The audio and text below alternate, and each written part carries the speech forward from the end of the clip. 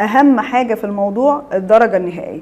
هل احنا بنشجع الغش؟ هل مبسوطين بهذا الجيل من الغشاشين؟ لا طبعا. بس احنا عايزين نعرف هو احنا ليه الجيل ده تحديدا بنحاسبه على الغش؟ هل احنا سألنا نفسنا عن كل الاجيال اللي فاتت نجحت ازاي في الثانوية العامة؟ غشوا ولا ما غشوش؟